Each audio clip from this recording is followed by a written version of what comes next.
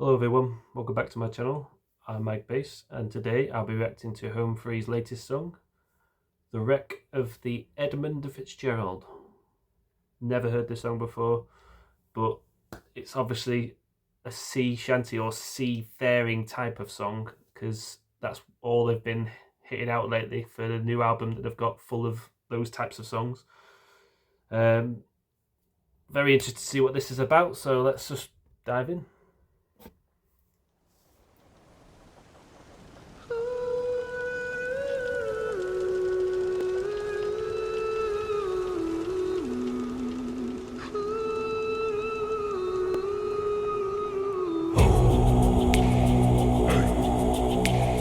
Legend lives on from the Chippewa down. What was that? Was that Tim? Okay. I always find it interesting when they've done it on a few songs lately where they have other sounds in the background, like ship type sounds, like they've got this sort of creaking sound in the background, like a moving ship type feel. So you really feel as though you're on a ship while listening to these songs, which I find a nice touch. So we're starting just on angelic high notes from Adam Bastine here. So he's just up here doing that, and then suddenly we get this foghorn type sound, which I'm assuming is Tim.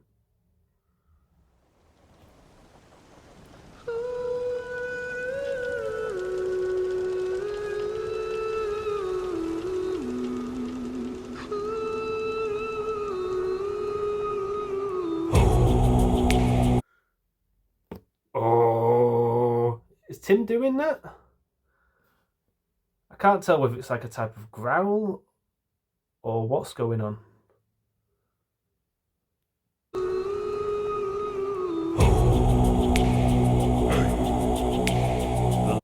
Yeah, I think it's a growl. Oh, just held out down there. It's ridiculous. I'm presuming he recorded that in like a room with very good acoustics and echo type effect, because it does sound very echoey, like a foghorn type sound, which is obviously what he's going for. Very nice. Anyway, let's just go back slightly and then we'll carry on from Rob. The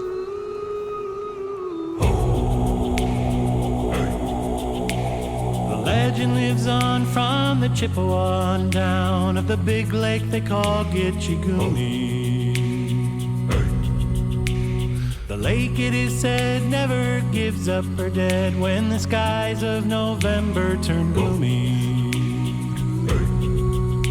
With a load of iron ore, 26,000 tons more than the Edmund Fitzgerald weighed empty.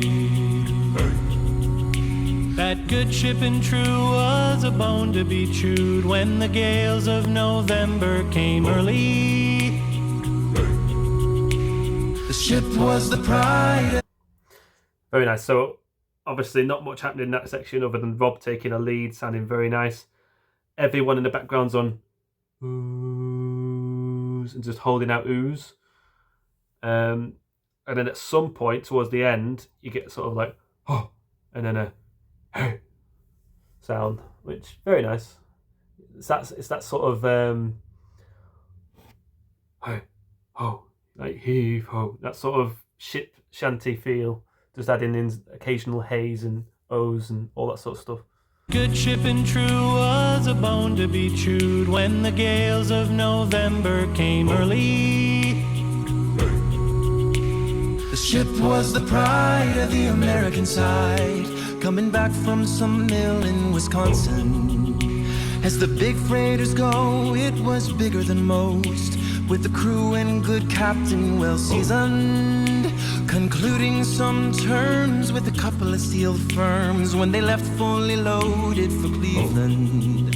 Then later that night when the ship's bell rang, could it be the north wind they'd been feeling? Adam Bastine's taken over this section and he's really holding on to that diphthong, which is the end of the words there. You can hear as soon as he gets to the end of a line, and he just holds on to that like end sound. Very interesting choice. I don't think Rob was doing that, was he? Let's just go back slightly to here and here.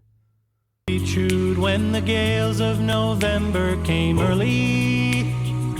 Oh, he was a bit, yeah. It wasn't as noticeable with Rob's, and I only noticed it when Adam Bastine was doing it. I think maybe because he was exaggerating it, or they were all N sounds, so it was more obvious, possibly. The ship was the pride of the American side, coming back from some mill in Wisconsin.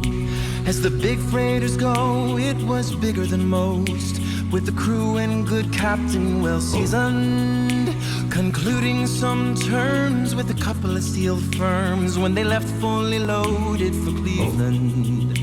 Then later that night when the ship's bell rang, could it be the north wind they'd been feeling?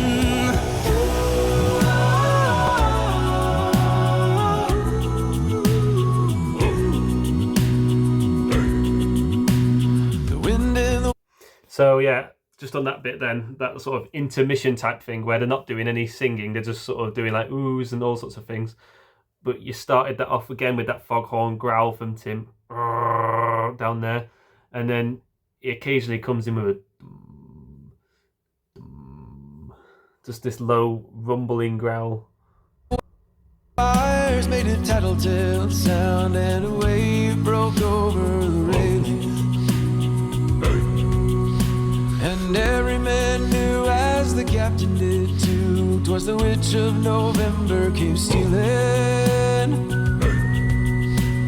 The dawn it came late and the breakfast had to wait, when the gales of November came slashing. When the afternoon came, it was freezing rain in the face of hurricane west wind.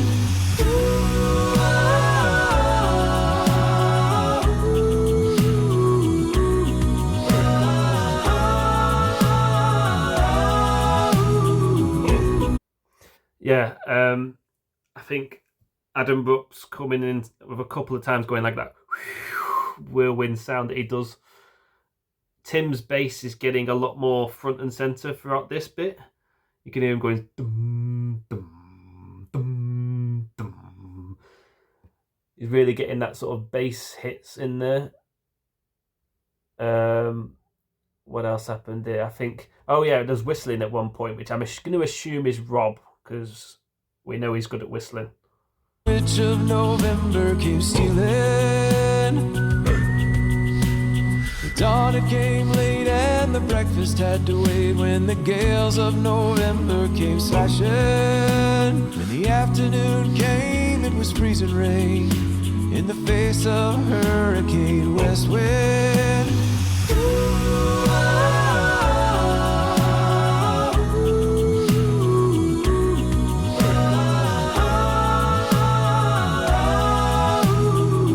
Yeah, you can hear him going dum, dum, dum, dum, dum, dum. So he's doing like a higher bass and then a lower bass, and then a higher bass and then a lower bass. When supper time came, the old cook came on deck saying, "Fellas, it's too rough to feed ya." At 7 p.m. a main hatchway caved in. He said, "Fellas, it's been good to know ya." The captain wired in, he had water coming in, and the good ship and crew. A very subtle beatbox happening in the background as well throughout all this section. I'm pointing that out as well. So it's not just the oohs and the bass from Tim keeping the background going. You've not got a heavy beatbox. It's very, very subtle. You've got that sound. Was in peril. Then later that There's an occasional sound as well. night, when his lights went out of sight, came the wreck of the Edmund Fitzgerald.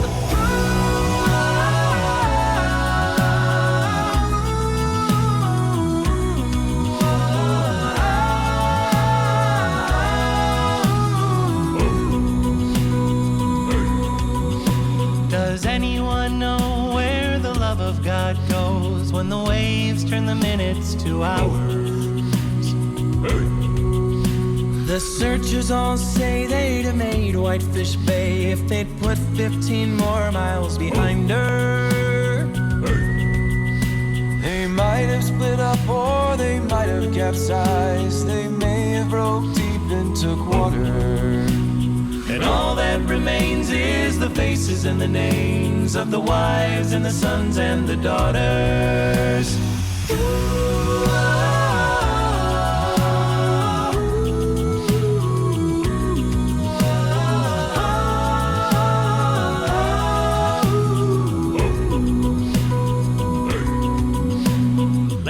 So also throughout the video, this is a long song, isn't it? It's like 6 minutes 57 video. I'm assuming it's not just going to be a 6-minute video. It might be a 6-minute song, but I'm assuming the song will end earlier than that and there'll be afters. Maybe not. Sometimes they don't do anything after the video's home free, so... But is the song really 6 minutes 57? It could be. It look like they're going into another verse here, but I'm assuming it's getting close to the end. Throughout the video, obviously not this bit now, they seem to be on land now, but throughout when they're on the boat scene, I like the fact that the camera's swaying on the boat, giving the vibe that they're sort of like, the boat's swaying a lot, and also you're getting that musically as well, because the Tim's dum dum dum dum, and then all the things happening, you're getting that sort of up, down, round. When you're listening to the song, you feel like you're sort of going like this as well as the camera moving. So that's very nice. They've done a very good job of this. Not doing anything crazy like some of the other songs, but it's just a nice seafaring song to just listen to and feel that's sort of what the song is going for, basically, and they're showing that very well.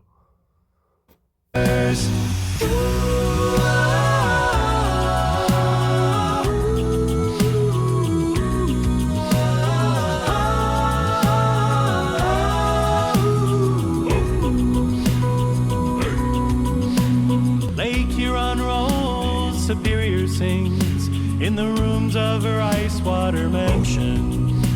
Old Michigan steams like a young man's dreams. The island. And interestingly, as soon as they changed from being on the boat to not being on the boat, Tim stopped his dum dum dum dum thing, and now he's just doing a general bass line. That's interesting. Old Michigan steams like a young man's dreams. The islands and bays are for sportsmen. And farther below, Lake Ontario takes in what Lake Erie can send her. And the iron boats go, as the mariners all know, with the gales of November remembered.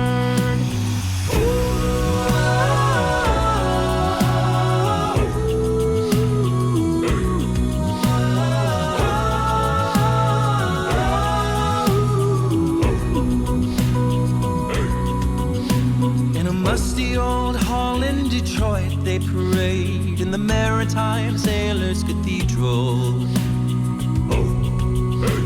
The church bell chimes till it rang 29 times for each man on the Edmund Fitzgerald.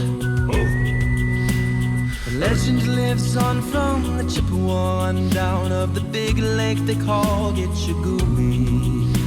Superior, they said, never gives up her dead when the gales of November come early.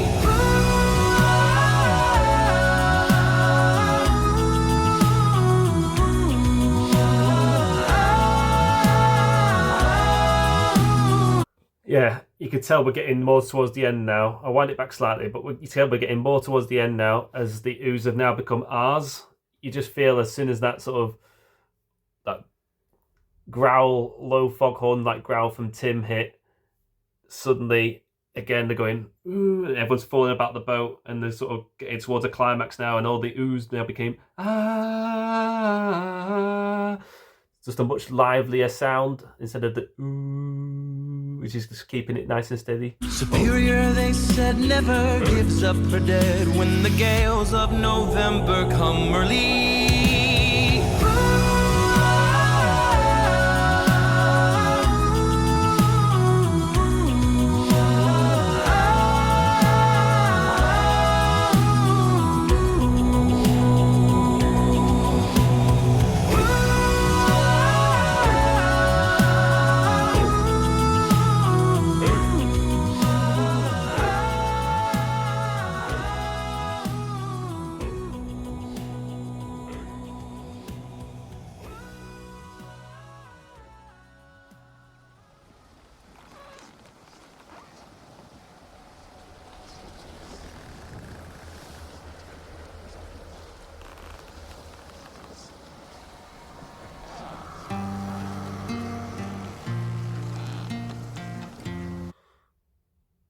What's going on?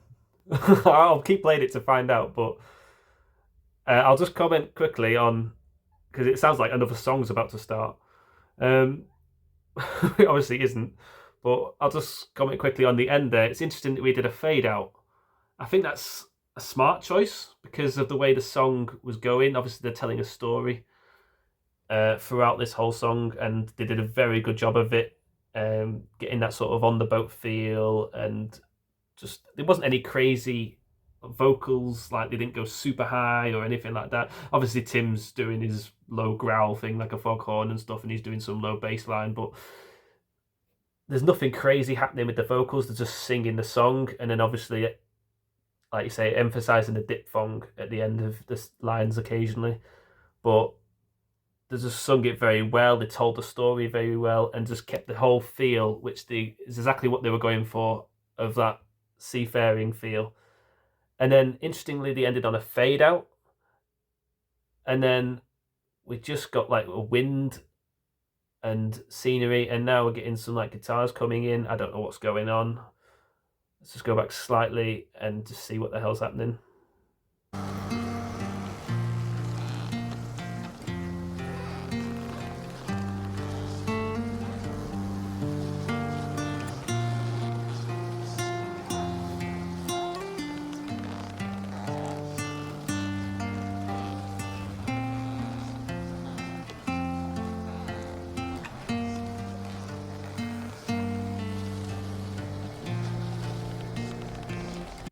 Okay, so it's Adam Chance playing it.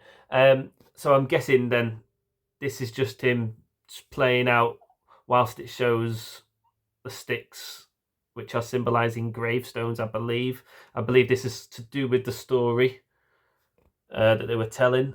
I'm not fully listened properly enough to the lyrics of this song because I was too busy picking out musicalities and things, but I'm sure there's a big story to this, and then I'm assuming there's been some deaths. Is that why the boat was rocking and the boat went down?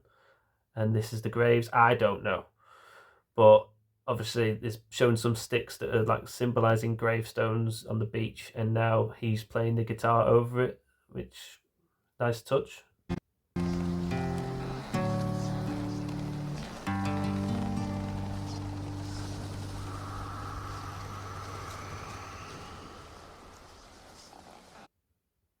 Interesting way to end.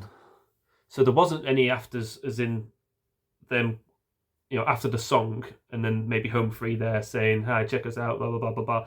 None of that stuff going on. It literally is just the song, but it's stretched out a little bit at the end with all that they've just done there with, and I'm sure that's significant to the story. I will try and listen properly to these lyrics, and understand what was going on there, because I like the fact that it's interesting that they ended on a fade out and then still had those boat noises in the background and everything, but then showed that eerie beach scenery and then just Adam Chance softly playing a guitar over it. Very nice, and I'm sure that is something to do with the story. Yeah, overall, they did exactly what they set out to do, which is what Home Free always do on their songs. They smash it every time, whether they're trying to do super vocal acrobatics and a lot of things that I can pick up on, or they're just doing a basic song like this but going for the right feel of the song. They always get it right. I don't know how they do it, but the arrangements and everything of the songs are just always perfect, and they did a great job with this, and it was just a great song. I will have to pay more attention to the lyrics next time I rewatch it. But yeah, very nice. It sounded a very nice song and a very interesting story, so I'm sure I will figure out everything else that was going on besides the musicality of the song.